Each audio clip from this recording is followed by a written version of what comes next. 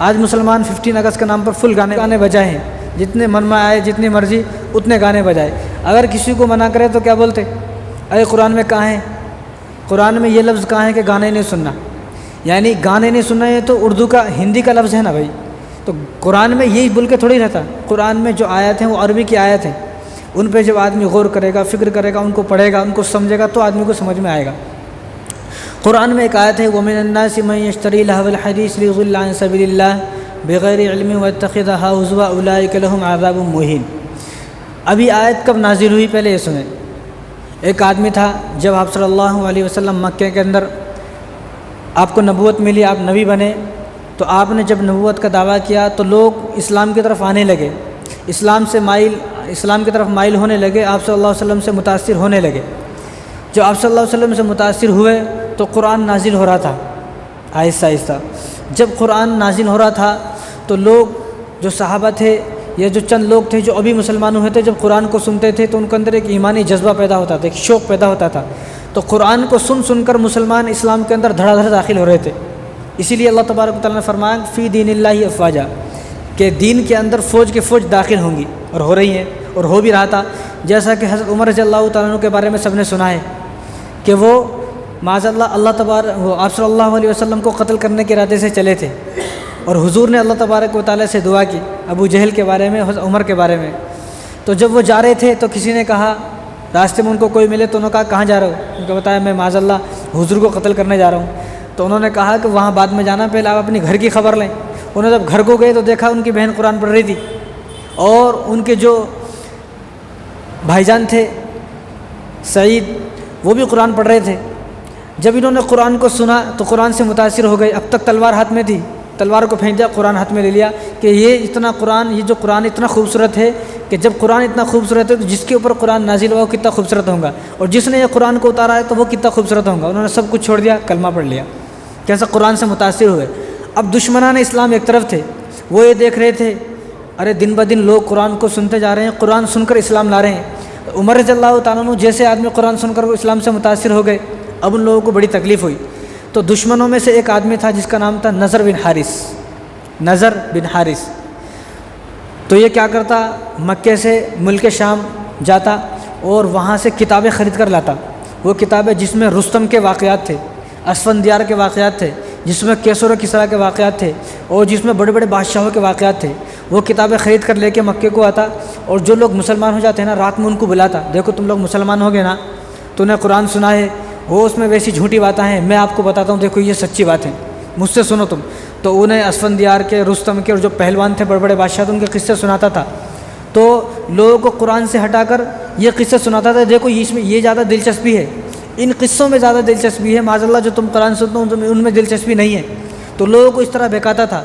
تو کچھ لوگ تھے جو اس کی باتوں میں آ جاتے تھے، تو اللہ تبارک و تعالیٰ نے اس موقع پر اس آیت کو اتارا وَمِنَ النَّاسِ مَن يَشْتَرِي لَهْوَ الْحَدِيثِ لِيُضِلَّ عَن سَبِيلِ اللَّهِ، کہ وہ آدمی جو اسلام سے لوگوں کو ہٹانے کے لیے، اسلام میں جو لوگ داخل ہو رہے ہیں ان کو وہاں سے بھٹکانے کے لیے، ان کو سیدھے راستے ہٹانے کے لیے لہو الحدیث، اور یہ لہو یعنی جو چیزیں کھیل کودنے کی ہیں، جو چیزیں جو ہے اسلام سے دور کرنے کی ہیں، ان چیزوں کو خرید کر لاتا ہے۔ اس کے بارے میں آیت نازل ہوئی وَيَتَّخِذَهَا هُزُوًا، اور اسلام کا مذاق اڑاتا ہے۔ اولئک لہم عذاب مہین، ایسے لوگوں کے لیے اللہ تبارک و تعالیٰ نے دردناک عذاب کو تیار کیا ہوا ہے۔ یعنی ہر وہ کام جو کام اسلام سے آدمی کو دور کر دے، ہر وہ کام جس کام سے آدمی عبادت سے غافل ہو جائے، ہر وہ کام جس کام سے آدمی قرآن سے دور ہو جائے، تو فرمایا کہ ہر وہ آدمی جو ہے اولئک لہم عذاب مہین، ایسے آدمی کے لیے اللہ تبارک و تعالیٰ نے دردناک عذاب کو تیار کیا ہوا ہے۔ تو یہ آدمی جب ان چیزوں کو خرید کر لاتا نضر بن حارث، تو جب یہ خرید کر لاتا اس موقع پر اللہ تبارک و تعالیٰ نے اس آیت کو اتارا۔ اب جو آدمی یہ بولتے ہیں کہ بھئی قرآن میں کہاں لکھا ہے، تو یہ لکھا ہے قرآن میں، ہم سے پوچھو کو جا کر، ہم بتائیں گے اس کو کہاں لکھا ہے۔ اور حضرت عبداللہ بن مسعود رضی اللہ تعالیٰ عنہ یہ تو صحابی رسول ہیں، جب ان سے کوئی پوچھتا نا کہ قرآن میں گانے نہیں سننا کہاں ہے، تو یہ فرماتے ہیں کہ اللہ کی قسم کھاتے، اور فرماتے یہ جو آیت ہے جو میں نے ابھی تلاوت کی آیت ہے، اور اس آیت میں جو ٹکڑا ہے لاول حدیث، تو یہ فرماتے ہیں کہ اللہ کی قسم یہ جو آیت ہے، اس آیت کا مطلب اور اس لفظ کا مطلب گانا ہے۔ لاول حدیث سے مراد گانا ہے کہ گانا سننا حرام ہے، جو ایسا کام کرتا ہے اولئک لہم عذاب مہین، ایسے آدمی کے اللہ تبارک و تعالیٰ نے دردناک عذاب کو تیار کیا ہوا ہے۔ تو وہ تو قسم کھا کر فرماتے تھے کہ یہ آیت جو ہے وہ گانا کے بارے میں، گانا سننے والوں کے بارے میں، گانا گانے والوں کے بارے میں، گانا ریڈی کرنے کے بارے میں، گانا تیار کرنے والوں کے بارے میں، گانا جو ایک دوسرے کو بھیجاتا ہے اس کے بارے میں یہ آیت ہے۔ تو قسم کھا کر فرماتے تھے۔ تو اب جو آدمی یہ بولتا ہے کہ بھئی قرآن میں کہاں ہے، تو اس آیت کو سنے، اس آیت کو پڑھے، اس آیت کے معنی کو سمجھے تو اس کو پوری بات سمجھ میں آ جائے گی۔ پہلی بات تو یہ تھا نضر بن حارث جو اسلام سے لوگوں کو روکتا تھا۔ تو آج بھی مسلمان 15 اگست کے نام پر خوب گانے سن رہے ہیں، بولے تو سمجھ میں نہیں آتا، بولے تو ناراض ہو جاتے لوگ کہ ہمیں گانے سے کیوں روکا جا رہا ہے۔ اور کچھ لوگ تو یہ بولتے ہیں گانا جو ہے وہ روح کی غذا ہے، روح کی غذا ہے، سکون ملتا ہے۔ یعنی قرآن پڑھ کے سکون نہیں مل رہا۔ جس آدمی کو گانا سن کر سکون ملے گا، خدا کی قسم قیامت تک اس آدمی کو قرآن پڑھ کر سکون نہیں مل سکتا۔ آج مسلمانوں کے حالات ہیں، گانے سنے تو رونا آتا ہے، بھائی کیا مست گانا تھا انہیں، کیا سیڈ گانا تھا، کیا سیڈ سانگ تھا انہیں، سنا تو میرے آنکھوں میں آنسو آ گئے۔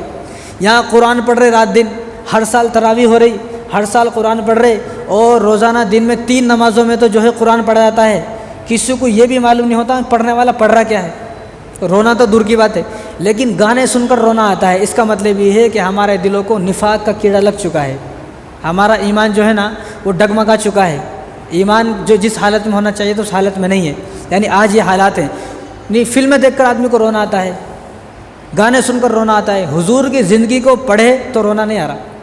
تو پتہ چلا کہ آدمی کو جس سے محبت ہے اسی کو سن کر اسی کو دیکھ کر رونا آ رہا، جس سے محبت نہیں ہے اس کو سن کر دیکھ کر بھی رونا نہیں آ رہا۔ تو معلوم یہ ہوا کہ بھئی ان سے محبت ہے، ان سے محبت نہیں ہے۔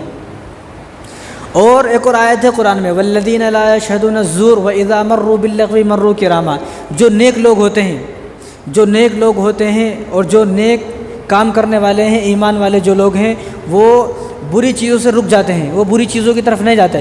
اور امام اعظم ابو حنیفہ رحمہ اللہ نے فرمایا الذین لا یشہدون الزور، جو یہ آیت ہے زور، تو امام اعظم ابو حنیفہ نے فرمایا کہ زور سے مراد گانا ہے۔ اللہ نے فرمایا جو نیک لوگ ہوتے ہیں وہ گانوں کی طرف مائل نہیں ہوتے، بلکہ جو لوگ گانے سن رہے ہیں وہ ان لوگوں کو اپنی طرف مائل کر لیتے ہیں، قرآن کی طرف مائل کر لیتے ہیں۔ تو معلوم یہ ہوا کہ قرآن کے اندر گانوں کے بارے میں آیات ہیں، لیکن اگر کسی کو سمجھ میں نہیں آئے تو کیا کر سکتے ہیں۔